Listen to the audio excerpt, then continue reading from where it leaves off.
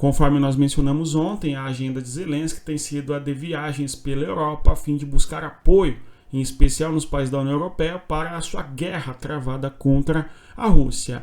Nós temos agora Zelensky no Reino Unido, em discussões ali com o primeiro-ministro, a fim de provavelmente conseguir o uso de mísseis de longo alcance para serem jogados contra o território da Rússia, que é a última linha vermelha do Putin, conforme nós estamos observando.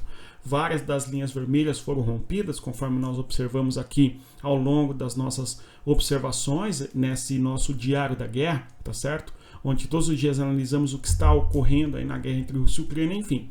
Nós temos então o Zelensky viajando para o Reino Unido a fim de obter ali ajuda e que a ajuda permaneça e coisa do gênero, não é?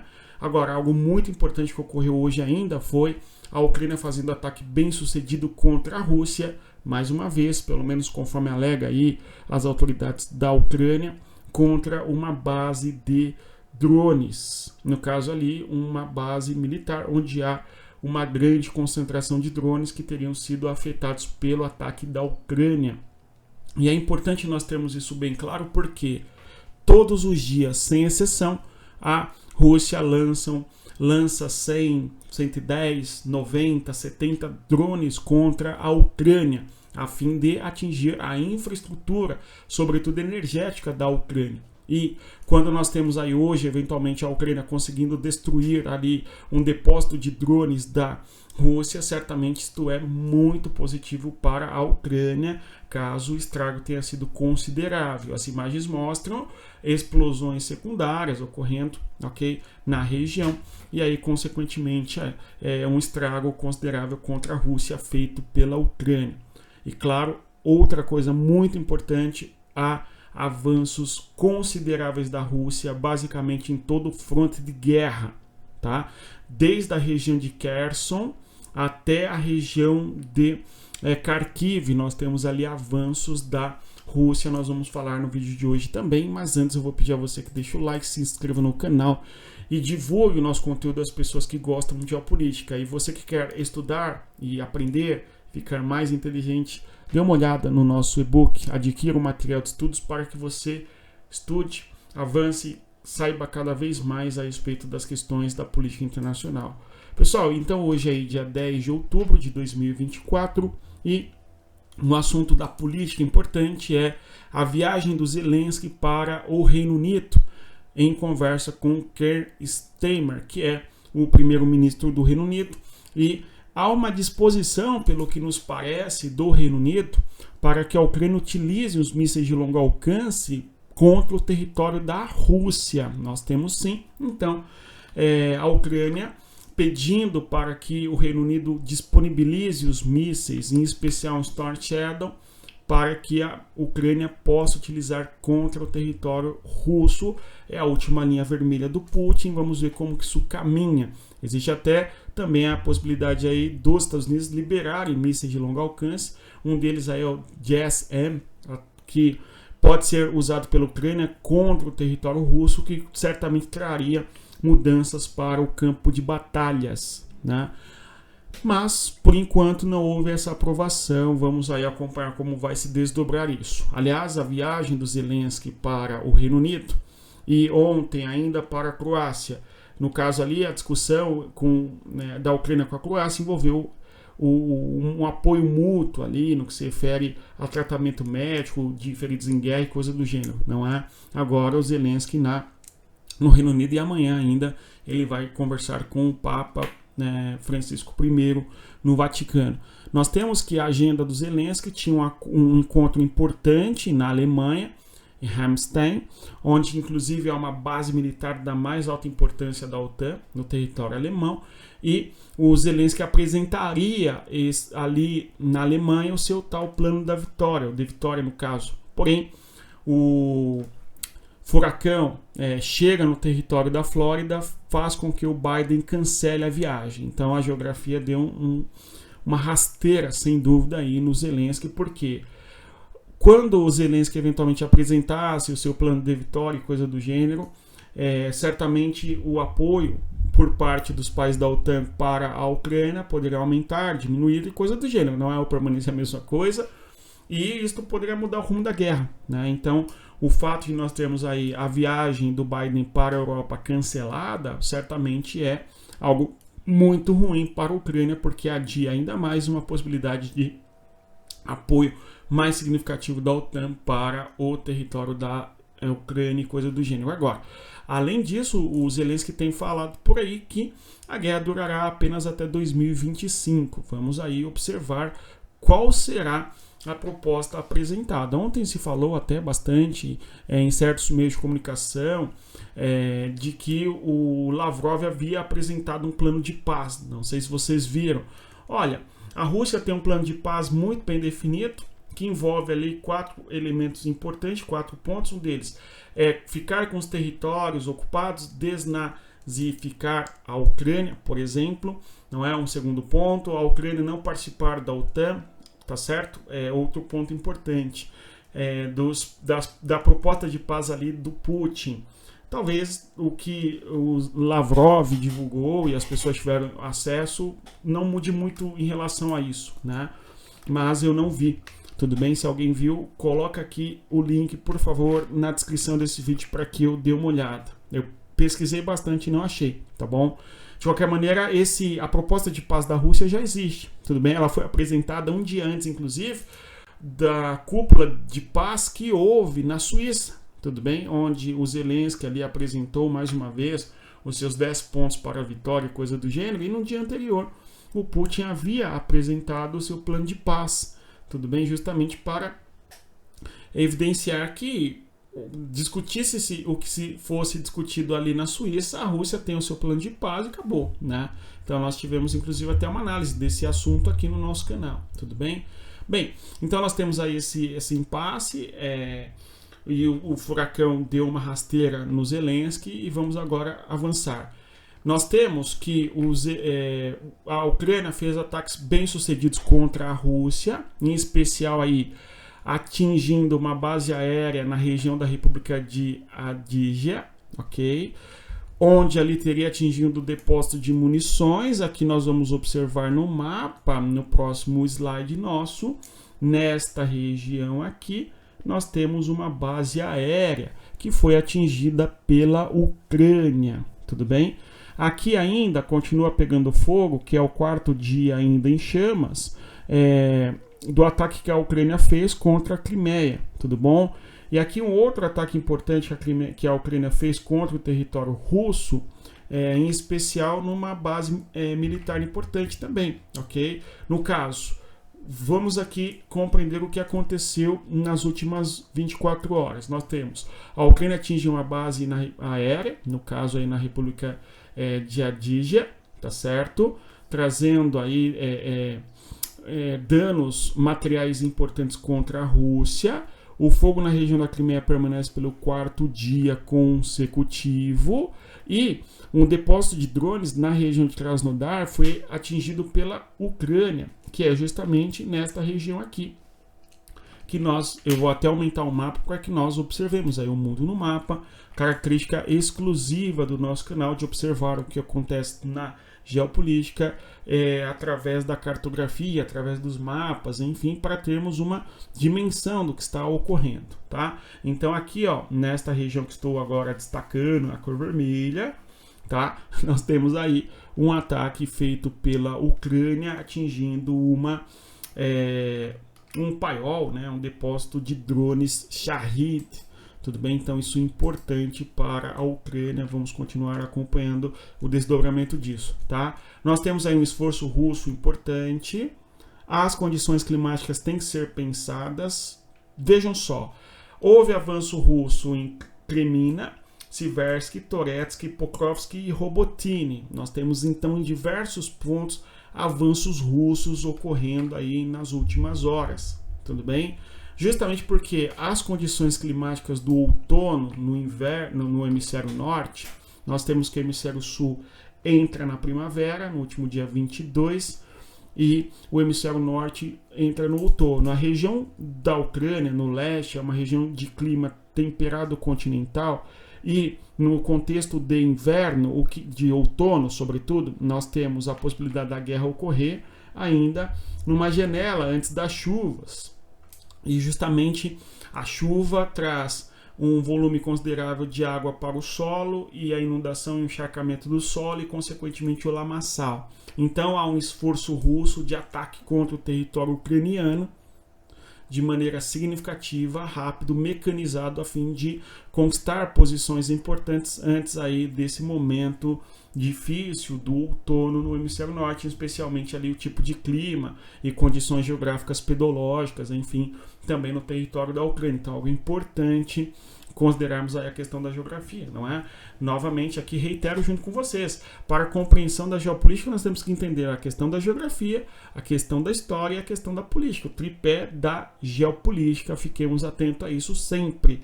Política, geografia e história. Se não compreendermos aqui esse tripé e o modo como ele está coordenado, nós não vamos entender as questões da geopolítica, então fiquemos atentos a isso, tá? Então nós temos aqui um esforço russo mecanizado importante no fronte, justamente por causa do problema aí das condições climáticas. Outro tema importante ainda envolvendo as condições climáticas é o seguinte: nas regiões temperadas, de clima temperado, vegetação temperada, nós temos que as espécies, algumas delas perdem as folhas, a espécie decídua, tudo bem?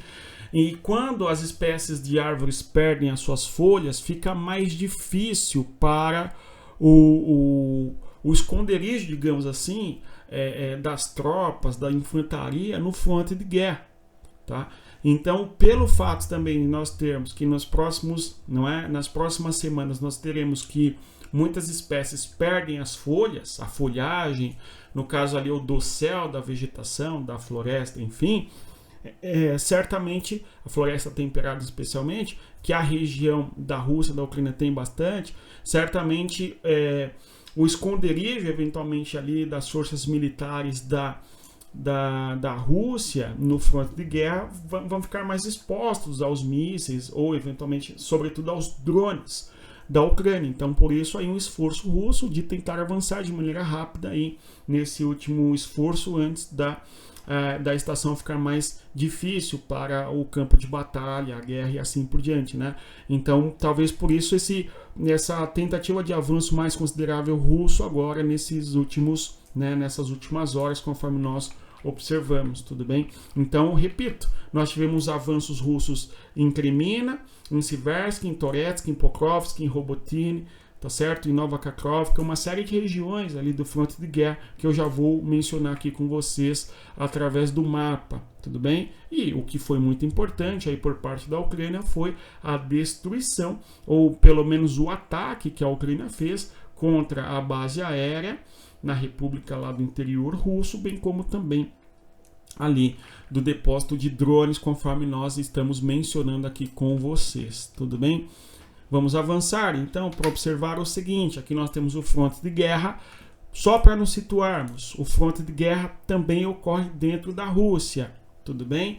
Nós temos aqui a região no norte de Sami, justamente a região de Kursk.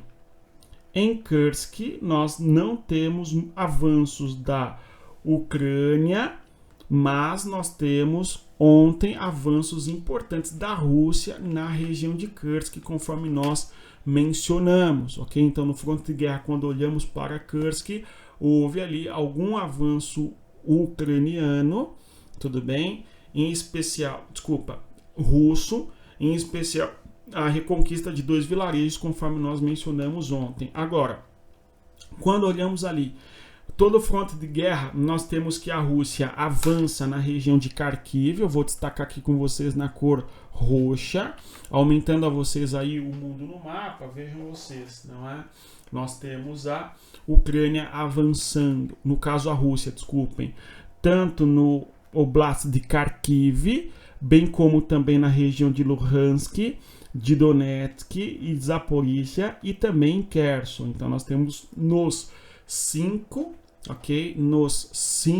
oblastes avanços russos importantes, conforme nós vamos também observar logo na sequência. Começando por Kursk, Luhansk, Donetsk, Zaporizhia e por fim aí a região do extremo sul ali, né? Nós temos um esforço de guerra russo importante na região de Kharkiv, no eixo norte, tudo bem? No caso aqui, o objetivo russo é empurrar as forças militares ucranianas para o sul, na região aqui, ó, de Kharkiv, para que não fique próximo à região de Belgorod, onde a Ucrânia ataca sempre, tem atacado, não é isso? Com drones, enfim, atingindo a região de Belgorod, enfim, tá? Agora, o esforço de avanço russo se deu na região de Vovchansk, conforme nós estamos observando já há algum tempo, não é? Houve até uma explosão de bomba significativa da Ucrânia nesta região de Vovchansk e a Rússia avançou um pouco nesta região, tá certo?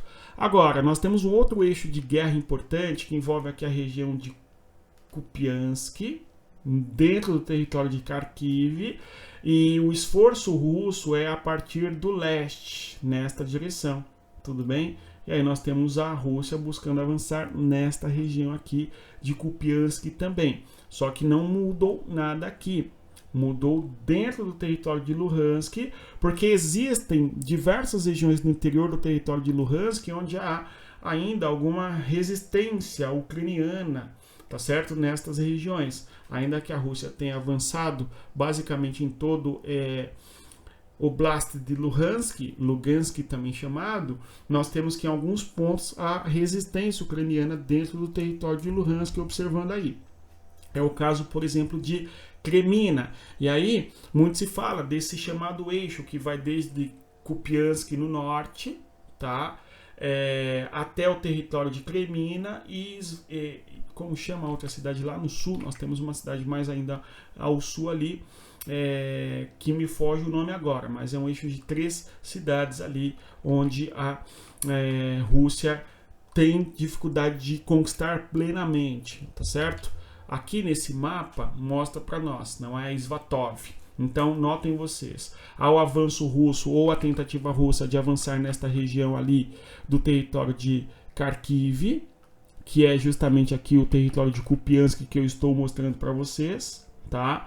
E há uma tentativa russa de avançar na região de Kremina, nesta localidade, e também Svatov. Então o eixo aí é o eixo justamente de Kremina no sul, Svatov e Kupiansk. Então há um esforço russo de avanço nesta direção, neste sentido aqui, tá certo? E a Rússia busca, tá certo, avançar nestas regiões e consolidar a conquista nesta localidade, ok? Então aqui nós temos a região de Torsk também, onde houve um avanço importante russo nas últimas 24 horas, tudo bem? Avançando ainda no fronte de guerra, novamente aqui o mapa trazendo para nós o avanço russo na região de Kremina. Houve um avanço russo aí já na região de Donetsk, aqui ó, essa outra província do sul. Avanço russo na região de Toretsk e de Pokrovsk. Tudo bem, nós temos avanço russo nestas duas regiões. Pelo que parece ali, a Rússia avança na região sul, né? E na região leste avança a Ucrânia, né? Então você tem uma disputa bem acirrada entre Rússia e Ucrânia nesta região ali do território de Donetsk, uma tentativa de conquista de território palmo a palmo, né? E por fim, nós temos a região de Selidov, que é uma região agora em forte disputa entre Rússia e Ucrânia, e a Rússia quer avançar por esta região e dominar toda esta localidade, ainda dentro do território de Donetsk. Ainda na região sul, aqui 2 avanços russos importantes. Na região de Kamiansk, no território de Zaporizhia, nesta região aqui que eu circulo na cor roxa, e também em Nova Kakhovka, basicamente no meio aí do território de Kherson, tudo bem? Então o que nós podemos observar que acontece é um avanço russo em várias frentes de batalhas, tá certo? Em várias regiões, em Kupiansk, a tentativa, tá bom? Em Kremina, Svatov, bem como também a tentativa russa de avançar em Toretsk e Pokrovsk, que é fundamental e importante. Em Zaporizhia, nós temos a tentativa russa também de avançar, conforme nós mencionamos, ok? E também em Kherson, ou seja, em todo o fronte de guerra, nós temos aí pontos importantes onde a Rússia tem tentado avançar. E apesar disso, nós temos que a Ucrânia resiste, tudo bem? e a Rússia vai avançando aos poucos. Tudo bem? Não tanto quanto gostaria de avançar. Certo? Se você chegou até aqui, eu agradeço a sua presença. Mais uma vez, eu reitero a você que deixe o like, se inscreva no nosso canal e divulgue o nosso conteúdo das pessoas que gostam de geopolítica. E mais ainda, eu vou dizer para você adquirir o nosso material de estudos, que com certeza vai te ajudar bastante, pode confiar nos seus estudos e na sua tentativa de compreender o que vai acontecendo no mundo. Bons estudos e, conforme eu sempre digo, respeita a geografia e até mais. Tchau, pessoal.